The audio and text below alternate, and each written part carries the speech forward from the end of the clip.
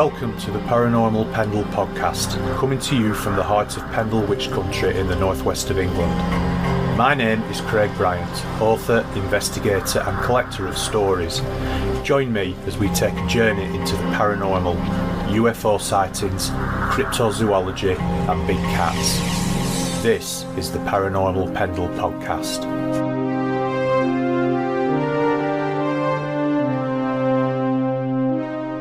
Welcome to episode 18 of Paranormal Pendle, and this is the first episode of 2022. We're broadcasting to the Paranormal UK radio network at paukradio.com.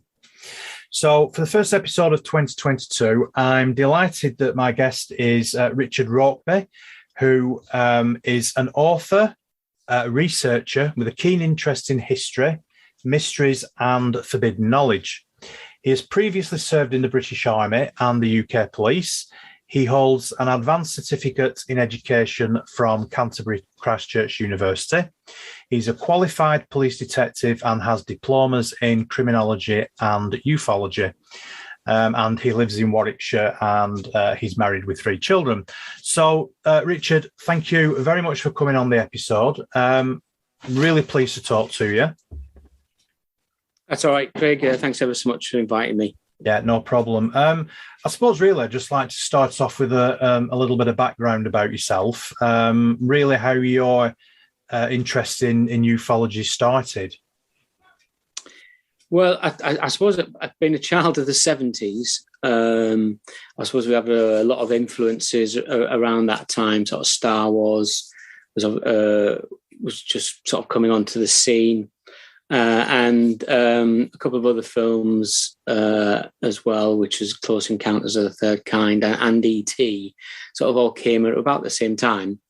And they sort of piqued an interest in me, particularly Close Encounters of the Third Kind, which I think is probably close, as time goes on, seems to be closer and closer to the truth. But, as a contrast to Star Wars, which was all sort of fantastical stuff, Close Encounters felt very real and felt as though you could sort of reach out and touch it and interact with what was going on.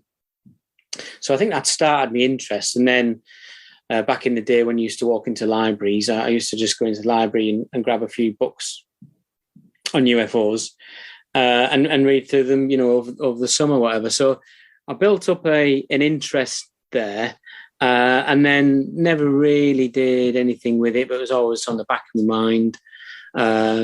Started watching some programs on, the various channels and the hundreds of thousands of channels you get nowadays. And Ancient Aliens really caught my attention. I think that's a fantastic program. I think it's wearing a bit thin now, but back in the first, 10, 11 series or something, it was, fantastic just to look at different aspects of a phenomena from different angles. Yeah. So that got me back into it, really. And then I'd been carrying this story or this idea for a book around for about 20 years. Yeah. And as we sort of went into lockdown, that seemed a good opportunity to try and put something down. So, and that's how the book came about, really. It was originally supposed to be a couple of articles. Yeah. Excuse me. But I had a chat with the great Philip Mantle, of course, and from Flying Disc Press, and he suggested we turn it into a book. There's just enough for a book. It's quite a concise book, but there was enough there for a book. So the book was produced, and we're really pleased with it. Really pleased with the feedback I've got, and it's people seem to genuinely enjoy it. Families or people, not just people that are UFO enthusiasts, but local history enthusiasts, and people like to read the book and then go to the area and have a look around for themselves. So yeah, it's all gone really well. So the book is called The Lights Upon the Hills, and it's about the Burton Dassett UFO events of 1923. Is that right? Yes, that's right. Yeah. I'll be honest with you. I know absolutely nothing about this event. So, if you could tell us a little bit about it, that'd be of course. Yeah. So, I suppose it started off with a series of sightings in the Burton Dassett Hills. So the Burton Dassett Hills are in Warwickshire, where I now live. It's about maybe 10 miles south from me. It's about 30 miles south of Birmingham, 20 miles or so north of Oxford, and Warwickshire, for your international listeners, if you like, is it's a relatively flat county. It's sort of rolling fields and rolling countryside. Yeah. And the Burton Dassett Hills, although not particularly high, I think they come up to the highest point is about 260 meters. They do stand out. They are quite prominent in the area because there's nothing out west until you start getting to the Malvern Hills. Yeah. And then onto Wales, etc. And then out east, it sort of runs down perhaps Bradgate Park a bit further north, and then it goes down basically to the Wash and the Fens, so it gets flatter as you go on. Yeah. So it is quite a unique area, if you like, in this part of the world, and it's got sort of 5 hills, 2 sort of big hills at the back, which are part of the sort of countryside that raise the level, and then 3 sort of prominent hills at the front. And Burton Dassett Park, it's now a country park, so people spend their weekends and walk their dogs there and park up and look at the views. It's the only way really to get an overview of the counties. Yeah. So that's what it is now. But back in medieval times, there was a small village there. It has a church, which no doubt I'll come on to, but nothing really marked it out as note, other than it was quite high. But the village was fairly successful when the markets were big during the sort of Middle Ages. And then a number of sort of evil landlords and the Black Death helped to sort of thin out the population. It was abandoned in the medieval times. Yeah. And then it was just known as a sort of local area. People obviously go to the church still and walk up and down the hills.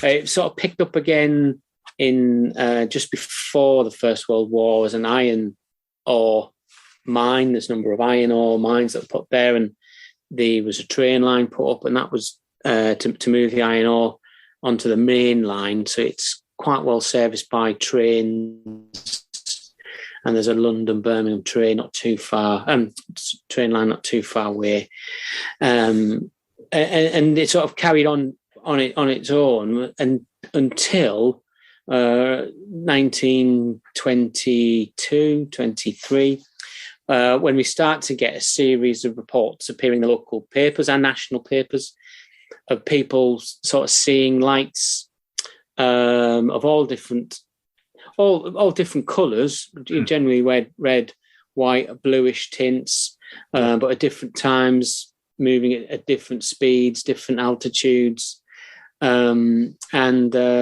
causing what they term a bit of a flap. And people were going up and reporting seeing them, and then it got to such a fever pitch around about February 1923 that the London papers were sending up reporters, Birmingham, and where I got a lot of my reports from was the Banbury Gazette. Right. And they were sort of making reports of these lights that were being seen on the hills. Well, that's interesting, isn't it? Because 1923, I mean, obviously there was air travel at the time, but not in any quantity that we have today. So, I mean, when you see lights in the sky today, the first thing you think of is could it be an aircraft? I suppose back in 1923, they might have had a slightly different outlook on what it could be. I mean, I think what I'm trying to get at was there a thought initially that it could be aircraft of some type, or did that not sort of enter into the reports? No, it didn't really. Of course, if it was reported today now, we'd say it's drones. Yeah, and the way that they were reported in 1923 was quite similar to that. So relatively small lights, described as the size of perhaps a car headlamp, motorbike headlamp, moving around. There was one report of a figure being in one of the lights, so obviously they would have been a bit bigger.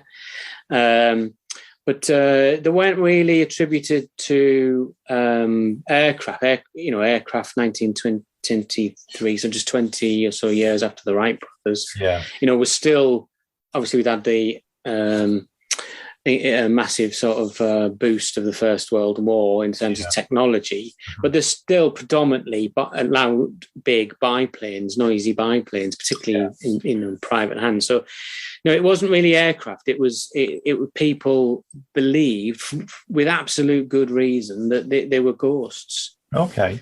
And they were often described as ghosts or spirits. Or Dr. David Clarke did a really good paper many years ago called Spook Lights, which is about the same incident of the lights being seen. It doesn't go into further details around the surrounding area and looked at it holistically a bit like I have, but he still did a very good paper on it. So spook lights are sort of known, but I think the idea of they were ghosts really came from, after the First World War, the interest in spiritualism and mediumship increased. Yeah. Because people, not just the First World War, but the Spanish flu, which is obviously very current at the moment as well. But people wanted to believe that they would see their sort of children and relatives again. So it was a known practice that if lights were reported or ghosts were reported in a certain area, it wasn't common by any means, but it was reported elsewhere in the country, around that sort of time, that people would go as a bit of a sort of jaunt, bit of a trip out. Well, let's go up the hills and see if we can see the ghosts or see the lights. Yeah. So I could completely understand why, in the context of the time, before the term UFO had been been coined or anything like that was known about, really. Then people put the lights down to ghosts. That's interesting. Did you manage to find any sort of first-hand accounts then of the lights? Did anybody give interviews to the papers and that? You said a lot of the bigger metropolitan papers came up to have a look. Yeah, so my book is based on sort of two main sources. So the first one is the Banbury Gazette. They seem to record most of the accounts, and there's a reporter there that discusses coming up and being a bit sceptical, I guess, as reporters are, and then having this, and then sort of seeing the lights, and speaking to the locals, and then the other sort of source was quite an old book now called Ghosts of Warwickshire, written by Betty Smith, who was a sort of well-respected local historian, and she did this book, which was a series of short chapters around different ghosts around Warwickshire. But this one chapter, when I first read it, sort of stood out to me, and it was only 2 or 3 pages, and it described the lights on Burton Dassett Hills, and it's included in a ghost book because people thought they were ghosts. But when I read it, I thought this sounds to me through the prism of the modern understanding around UAPs and UFOs. This sounds like a mass UFO event, and really that was the angle I sort of give the book. But to answer your question, Craig, there is I think I've got about 6 or 7 accounts in the book, which ranged from the maids that were working in the vicarage to motorcyclists travelling back home late at night, to a signal box man for the railway line that saw an orange orb, what described as an orange orb, appear outside the front of his signal box. Okay. And he was so concerned that he actually rang the local police to come out to it, and they did attend. So there is I think it's 7 or 8 sort of accounts detailed in the book. So it was well recorded. Some names have been lost to history, others we know. But there was certainly, it was probably seen by hundreds of people. Okay. But, it was just that the paper managed to get hold and track down and get sort of accounts from a number of them.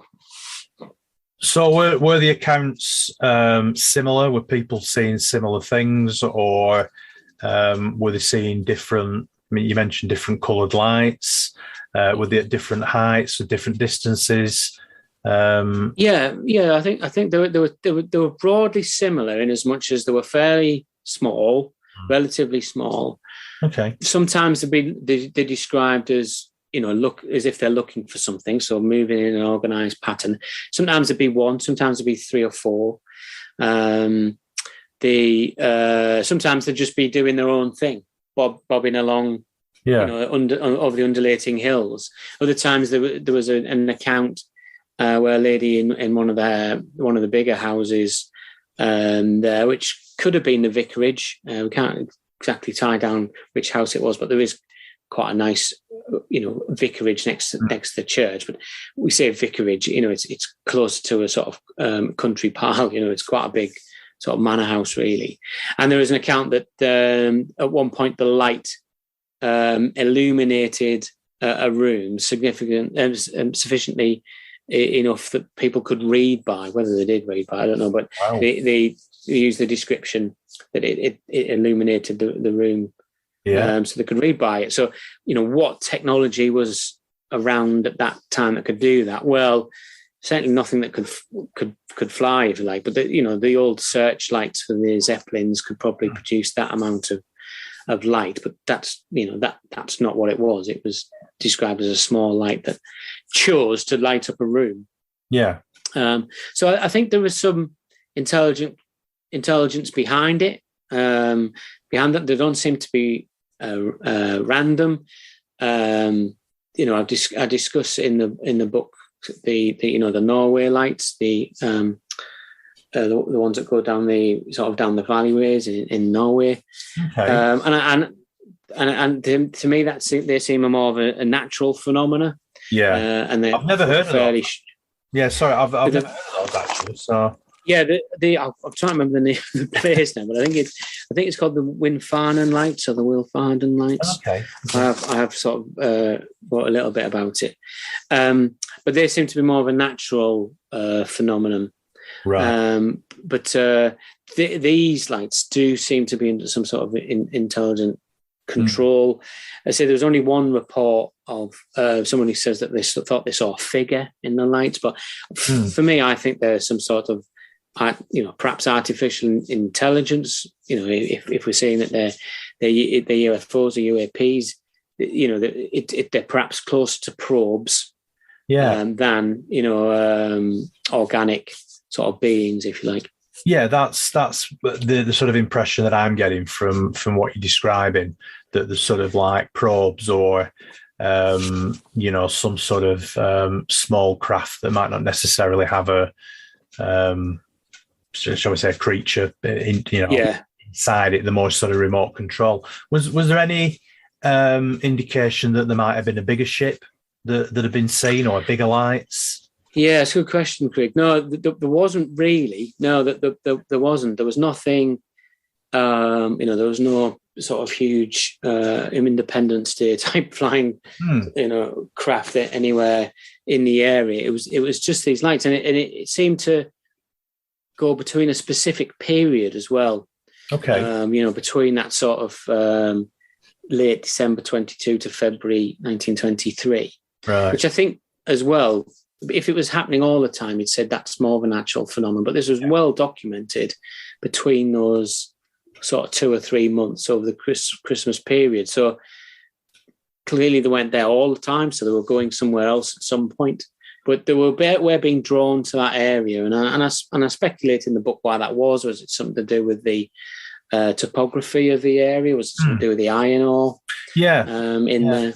Yeah, as you were telling me, I've been scribbling notes down, and I actually wrote iron ore with a question mark next to it, because I do believe that the topography of the land and the geological makeup of land can be almost like a magnet for certain types of unexplained phenomena.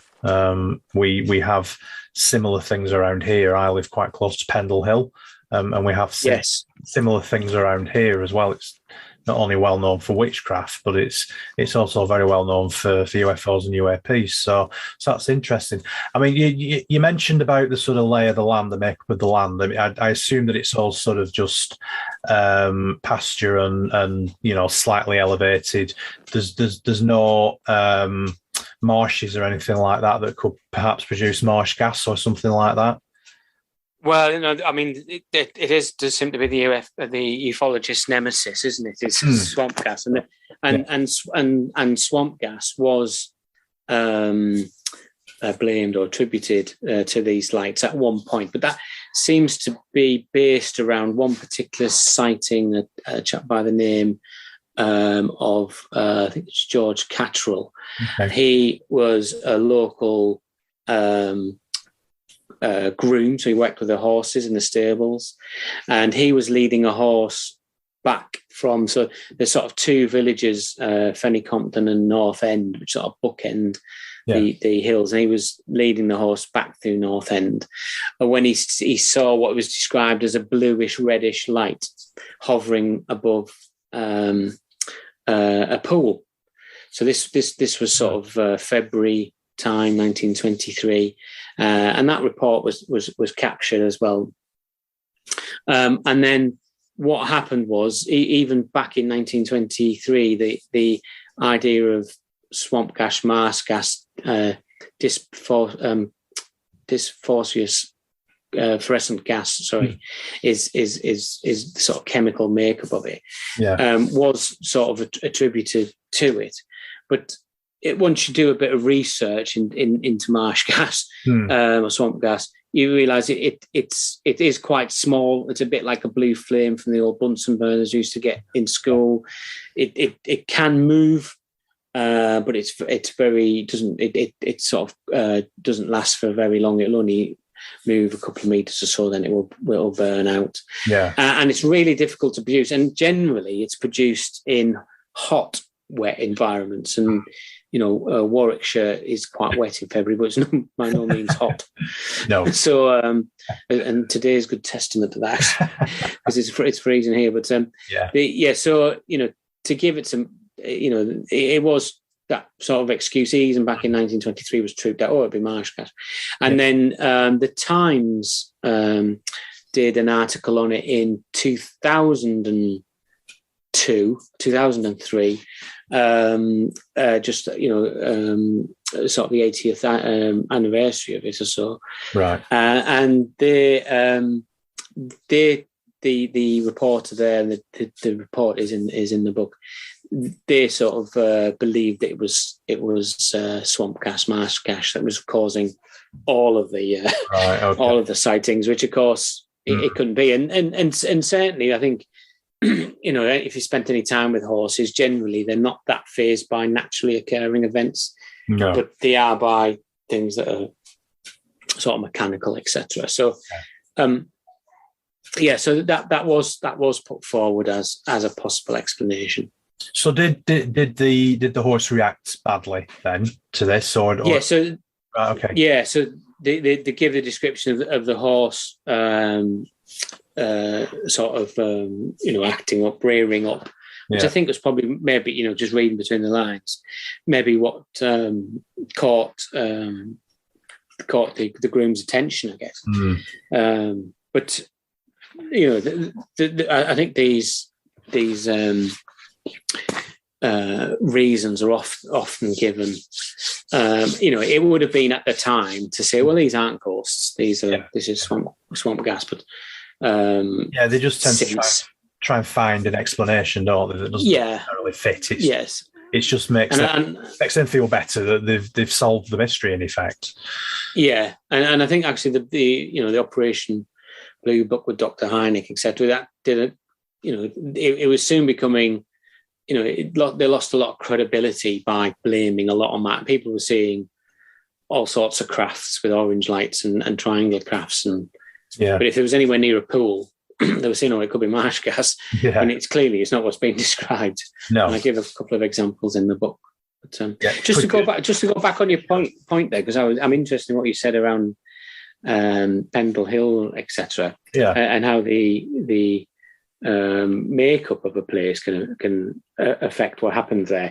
It's the Hessdalen lights in Norway, and if you've not seen it, Craig, then it's probably worth just googling a few things about it, and it is really interesting as to what is causing that. And there's a whole range of theories, but it seems to be quite regularly observed. So that'd be worth looking at, I think. Yeah, no, definitely. I mean, it's something. It's a theory that, I mean, I'm not saying that the geology, the makeup of an area, necessarily means that any unexplained event that happens there you can explain away by it being natural. I tend to subscribe more to the theory that it acts as a magnet almost for phenomena that you can't necessarily just explain away as being natural. And I think it's interesting that you mentioned about the iron ore, because that almost, there was like a big light bulb appeared above my head when you were talking about that, because that to me would seem to suggest that, I mean, do you think that it was that was bringing these lights into the area? If I'm honest, I don't. I'm not sure what it was. It could have contributed to it, but I think you're right about that point you make about certain areas, and certain areas seem to attract these type of phenomena and sort of mystical events. But I suspect they've always done it. Going back to ancient Britons, or all the way back perhaps to Stone Age time or Bronze Age times. I just think certain areas, I think the Wiltshire Downs, obviously you've got Avebury and Stonehenge and all these sort of fantastic places there. But there is something very special, I think, about that area. There's a different glow to it in the sun because of the chalk. Yeah. There's a different glow and Glastonbury and these sort of places. I just think of an intrinsically special, and they've always attracted, for whatever reason, they've always attracted phenomena to it. And within its history of Burton Dassett, I think the church does play a part, and I think that the church is describing within its artwork and carvings, a fantastic event that happened either 600 years ago, or perhaps 1,200 years ago, or perhaps even longer. Right. And I think I do think it's these areas that just attract them. There's areas in Scotland, in the northeast, Pendle will be one. Even parts of London. I spent a lot of time in London, and if you're in the city of London, there is deep history there. And you go to places like St. Paul's Cathedral, there's always been some religious significance, the area. And you've got the sort of the temples of Mithra and all that underneath the banks and everything. Yeah. I think there's just these areas around the country that are sort of wells for it, I guess, wells for mystical phenomena. Yeah, that's a good way to describe it, actually. I'm just interested in what you mentioned about the church. Then, I mean, first of all, how old is the church, do you think, or have you got a rough idea when it was built? And secondly, really, you mentioned that about some sort of depiction within the church. I mean, can you go into a little bit more detail about that? Because I find that really interesting, actually. Yeah. So I think in more general terms, I think what I've done with the book is I've just looked at a number of different anomalies in the area, which suggest that there is something that has gone on here that may go on again and has been going on for some time. Okay. And one of which is the church. So the church was originally a Saxon nave. It was detailed in the Domesday Book, 1087, I think the Domesday Book was, as a Saxon nave. And then it seemed to get. It's in a bit of so it's up on the hills, but it's in a bit of a dip within the hills. And if you didn't know it was there, you might well miss it because the road goes sort of above it. But when you get there, you realise it got a major investment, probably around about the 14th century. The Normans would have expanded it, but then around about the 14th century, it got quite a big investment. And as you go in, it's All Saints Church. As you go in through the north door, so in within churches or around churches, the north side of the church is traditionally held to be the evil side.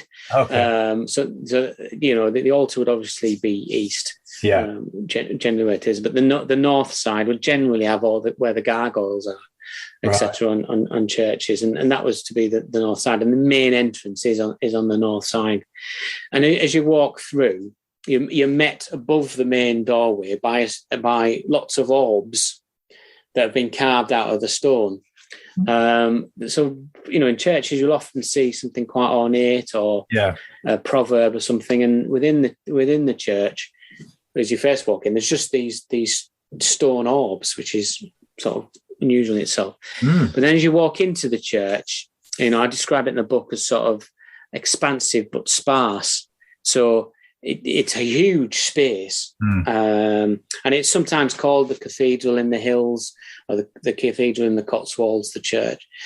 But it's not like Roslin Chapel, where people who have been there will know it's sort of crammed full, and every single bit of stonework or surface has got some sort of ornate carving or picture on it. But this isn't like this at all. It would be a traditional sort of quite Spartan church, but just on the north side only. So again, to that evil side, the columns that support the roof at the column bases, where they have the stone that goes up to support the roof, they are carved, and there is other churches with carvings on. It's not that unique, but it's not commonplace. Yeah. But within the carvings as well, I think are interesting because the carvings depict fairly normal scenes. Some on some of the pillars, hunting scenes, etc. But other ones, the first one as you go in is a green man is depicted. Right. So the green man is.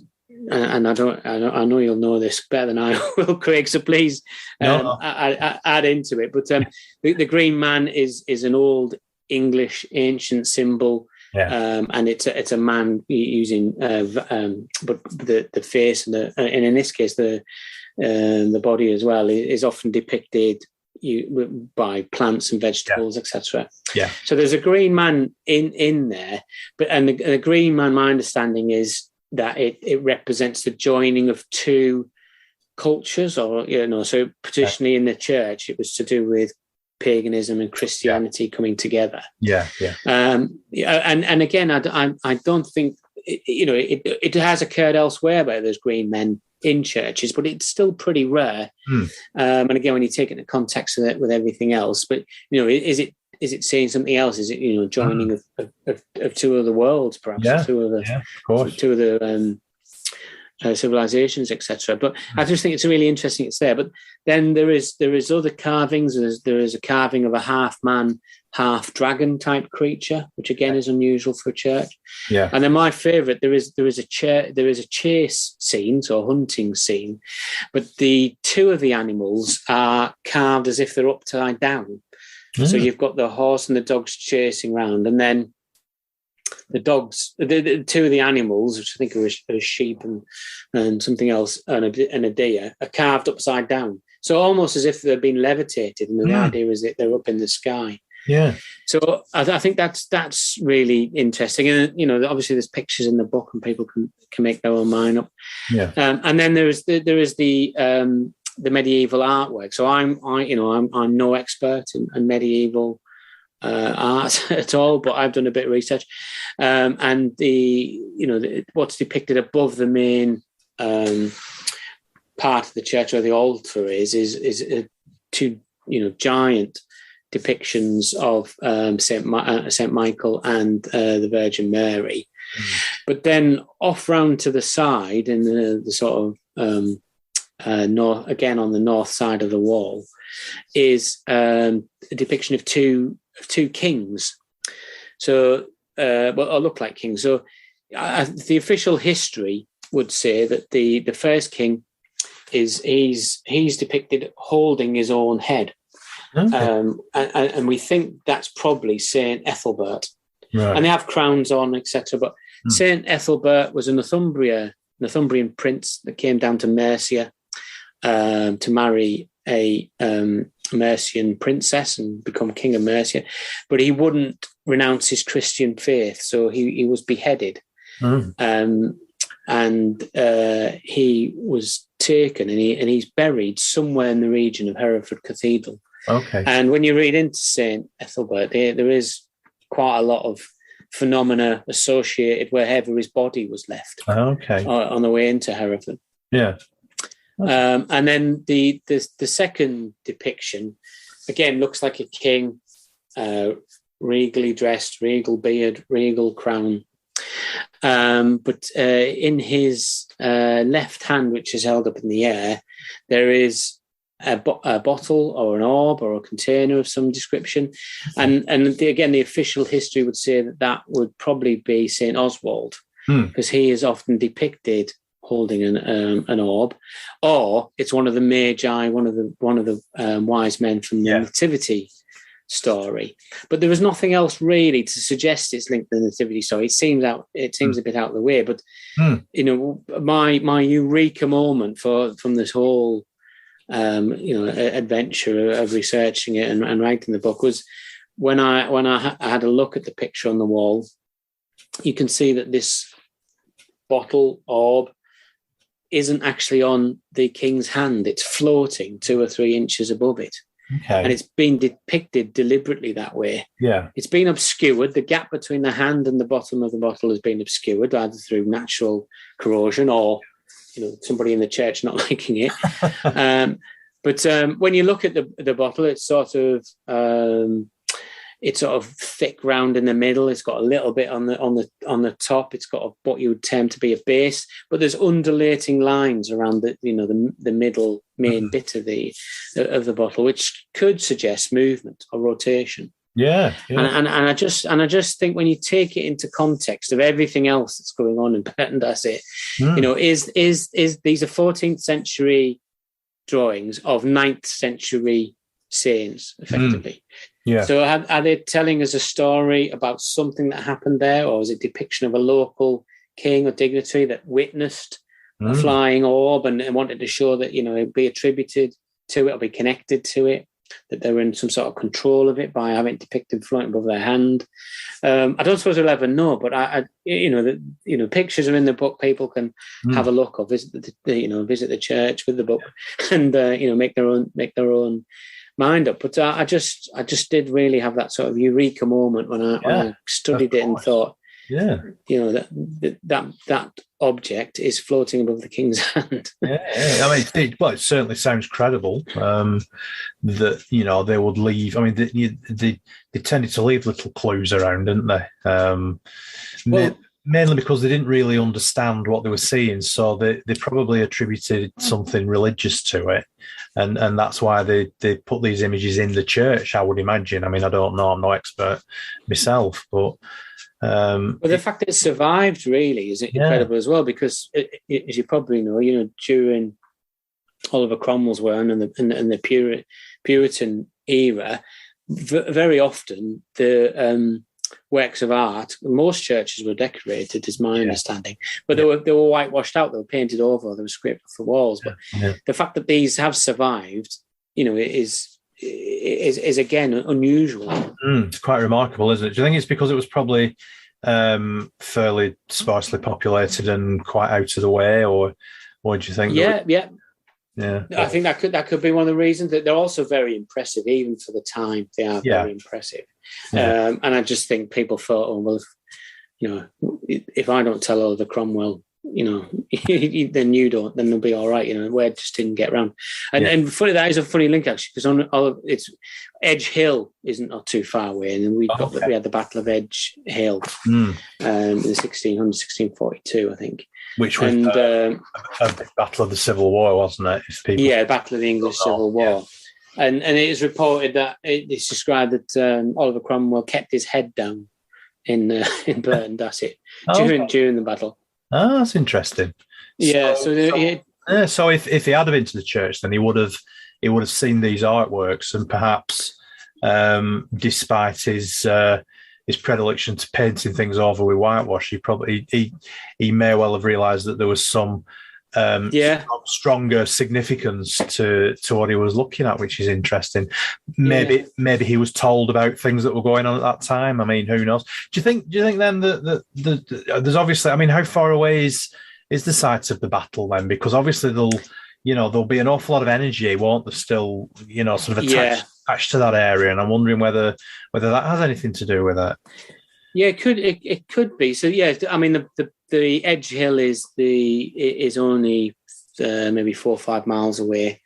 It's not too far at all. It's not a particularly high hill.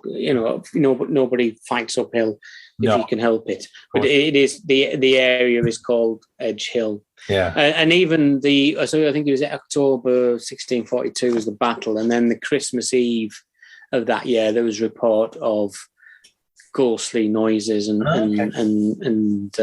sounds of battle coming from the hills, which terrified the locals. Yeah, of course. And I think that's interesting as well. And about if we you work on the theory that in moments of high tension, emotion, horrors, the area can capture something.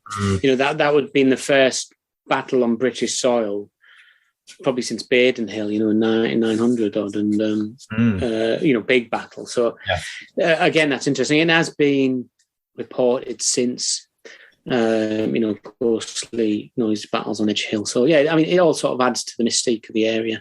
Yeah, no, that's really interesting, and I mean, obviously, you've done an awful lot of research into it, and it's pretty evident to me that when you put all the research together, it's like putting a jigsaw puzzle together, isn't it? But it becomes more and more the argument for something going on that can't be explained is more and more compelling, really, from what you've said.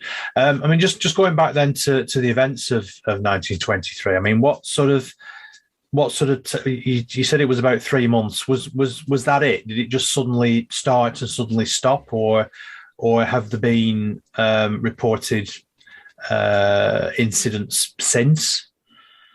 So there's not been any sort of it did just seem to be for that sort of that period. Okay. There's not been massive amounts of incidents anywhere else because it's high. Then there has been some reports of UFO activity flying. There was quite a good photo that you can find on the internet, which somebody just took day tripping and seen a sort of orb flashing across the sky, which I think was taken in the 90s. But there's not been any major reports there that I'm aware of, no more than perhaps any other area. But it did just seem to have this activity between this period that we're aware of, and then who knows? I mean, it'd be the 100-year anniversary next year now, which, is a blinking of cosmic time, isn't it? But, so it might be that, every three, if we go back to those carvings and the medieval art, which was, let's say, 14th century, actually every 600 years, it isn't probably, if it is advanced technology, 600 years might be nothing to them. Might be their next, time they pass by, sort of thing, on the way from somewhere else. So, no, I don't think there's been any regular instance there. I obviously keep an eye out, talk to locals there. I mean, the locals are good. I think they take it in their stride. As part of my research, I went to the pub, Craig. I'm willing to do these things. It's a tough job, but somebody has to do it. Yes, exactly. And I spoke to the local barmaid, and I had a really good chat with a chap in there who knew all about the railways, how they're linked to the military bases, etc. Okay. And I had a chat with the barmaid there and said, have you ever heard of any stories of any strange lights or strange activity within the hills? And she said, I think she was a bit busy, but she said, all I know is that the Knights Templars buried all their treasure there. All right. and then walked off. and I tried to get a bit more. Oh, really? Well, that would be something, wouldn't it? If you've got the Holy Grail buried somewhere under there. And it's supposed to be buried at Glastonbury under Glastonbury Tor, I think, isn't it? That's one of the. Yes, it is. But there is a Templar connection where the military base is called Temple Hedwig, and so there was Templars in the area. So I guess that's where it's originated. Yeah. It's interesting how these local legends sort of start, and then they just snowball over the years, and you end up with something that's quite. I mean, I'm sure your eyebrows went up when she said that. Yeah, I did. Yeah, I wanted to come back to try and get some more drinks out of her to try and get a bit more. She said my husband knows all about it. And I was like, oh, she knew, but no. I don't know. That's really interesting. Yeah. So, I mean, have you ever seen anything, or have you ever seen anything? Not necessarily in that area. Have you ever seen any UFOs yourself, or UAPs? Or I don't think I have, but I did have, and I detail it in the book. I obviously spent a lot of time up there, and we go up at different times of the night, and then particularly in February. And we stayed. Me and a friend of mine went up one February evening, and it's a fantastic place to see. We've got Orion there; all the stars are out, and we set up some observation posts, I suppose you'd call them, just to keep, find out what was happening in the area, get a sense of it all. Yeah. And it was in February. It was absolutely freezing, but I had a sort of flask with us and underneath a ground sheet. Yeah. And I did fall asleep. And when I was woke up by a noise. So the M40 is not too far away, but 3 o'clock in the morning, you can't really hear it at that stage. But I woke up to a sound, and it was like an industrial whirring, rotating sound. Okay. And it vroom, vroom, vroom, vroom, vroom. And it got louder and louder and louder. And it's about 3 o'clock in the morning. And it seemed to be coming all around me as I was in the middle of it, from all directions, all at once. And it was incredible. I was, I know I had just come around from being asleep, but I was definitely awake because the cold just grabs you straight away. Yeah. And I was like, oh, I'm freezing. But there was this noise, and it went on for a good 5 or 6 minutes, and it seemed to be increasing. And I thought, well, what is going on? I didn't sense anything else. There was no lights above me. There was no change in the atmosphere or static or anything. But there was just this really, really loud noise. And then it just stopped, and it just went. And I woke up. My friend had also fallen asleep in the other part of the park. Yeah. And I said, do you hear that? Do you hear that? He said, no, I didn't hear anything. Yeah. Oh, right, okay, not sure. But I carried on, sort of recorded it, of course, and I checked my watch like all, good ufologists do, make sure there's no missing time, which there wasn't. But it did go on for about six minutes or so. That must have been quite scary, actually. That must have been quite scary. Well, it wasn't. It was just really strange. I kept thinking, am I hearing this? Yeah. Am I actually? And I am, and I'm thinking to myself, I'm hearing this. So what is it?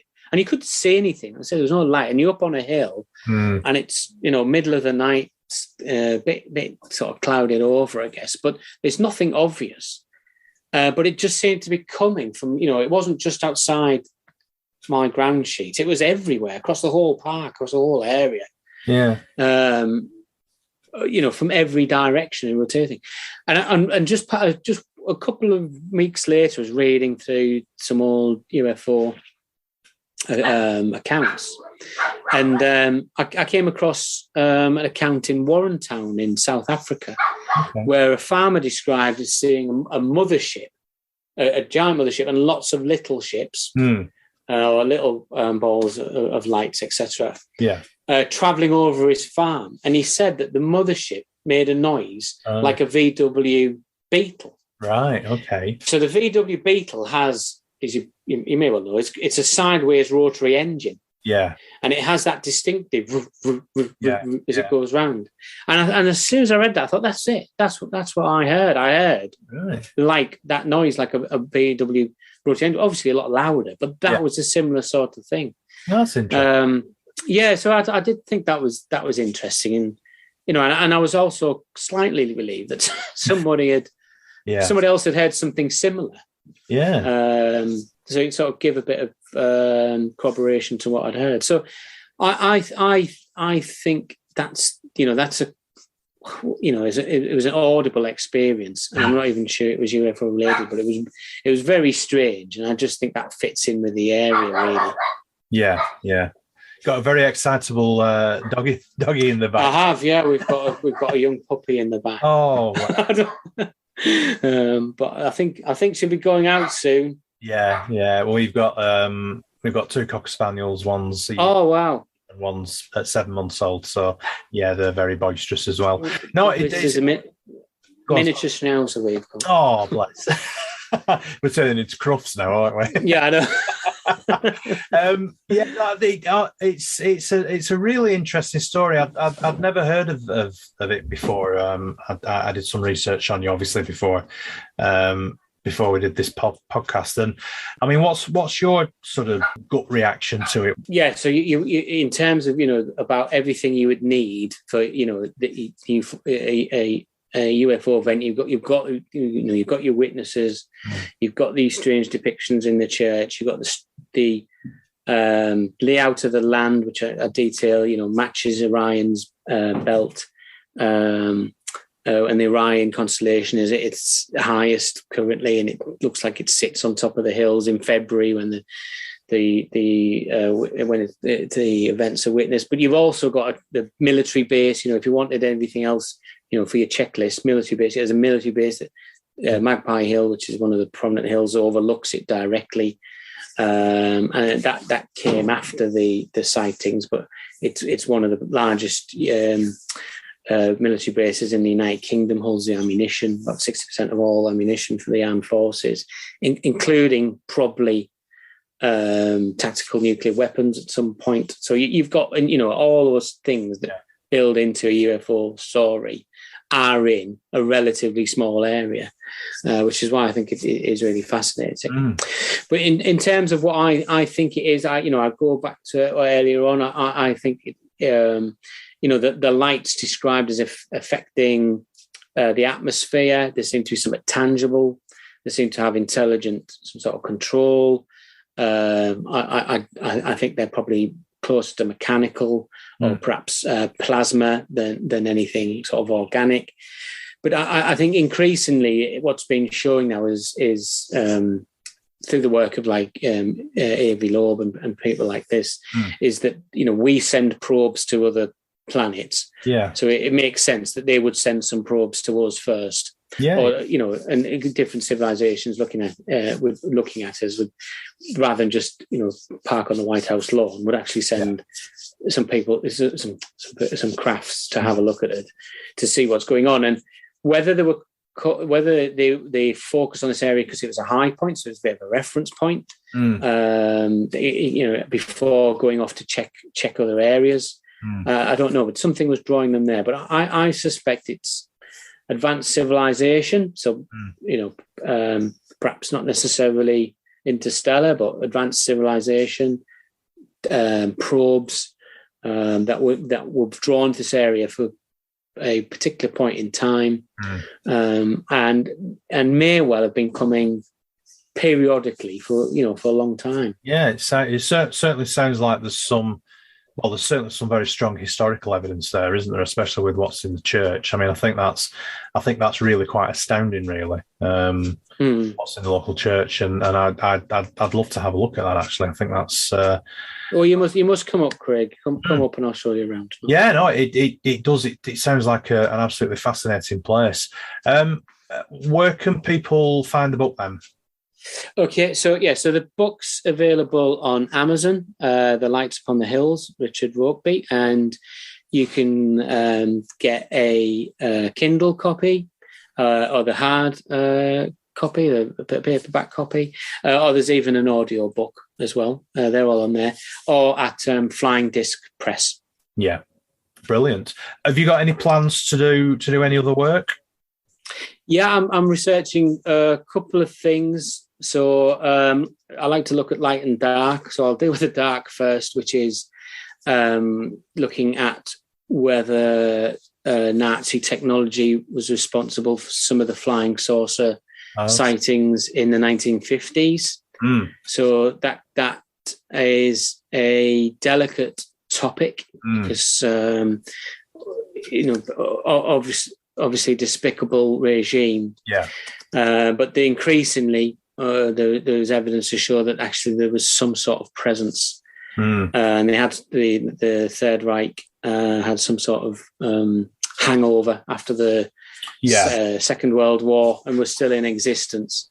Yeah. And they again, if you look at the technology, the research suggests very strongly that they had flying discs, flying saucer technology.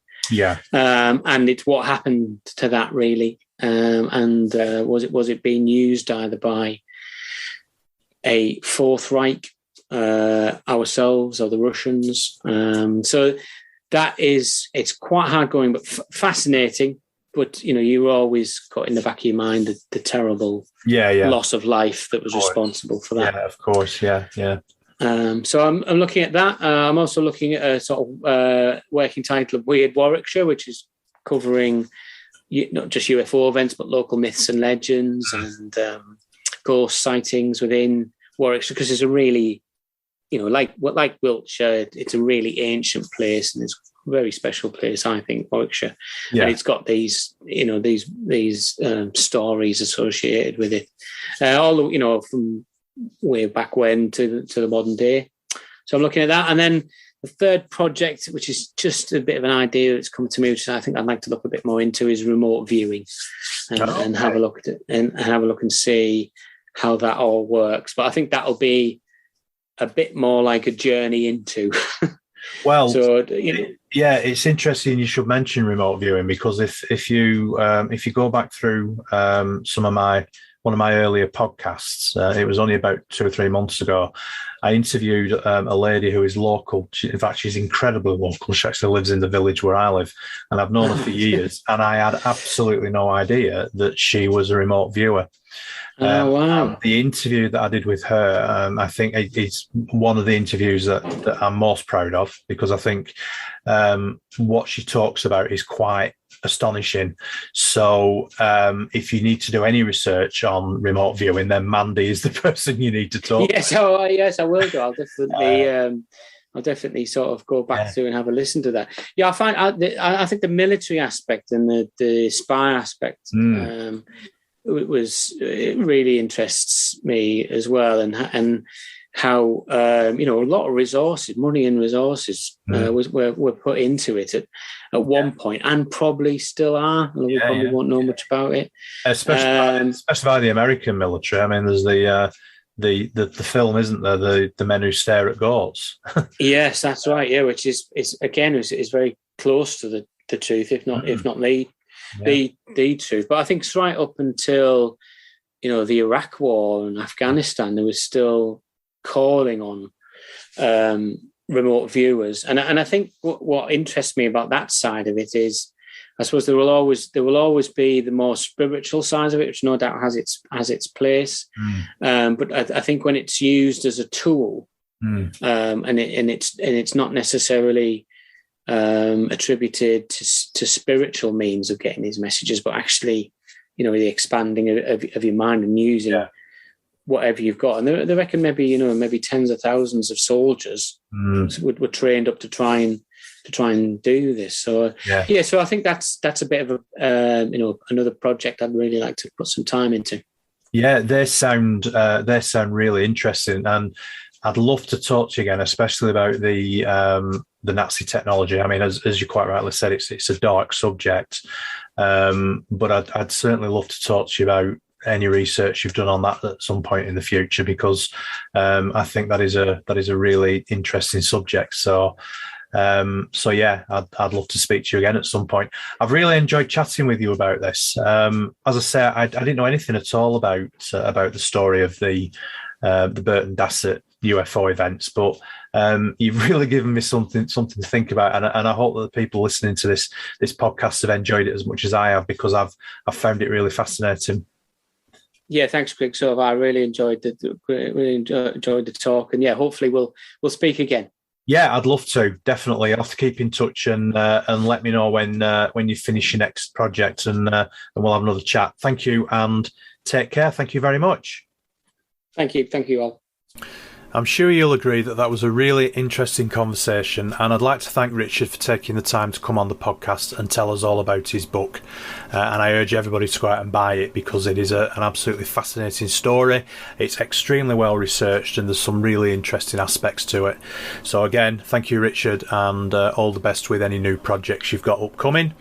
Remember, you can have a look at my website, which is www.craigbryant.co.uk, where you can find information about my book, this podcast, and my upcoming projects. Thank you for listening. The Paranormal Pendle podcast will return, and in the meantime, remember to keep watching the shadows.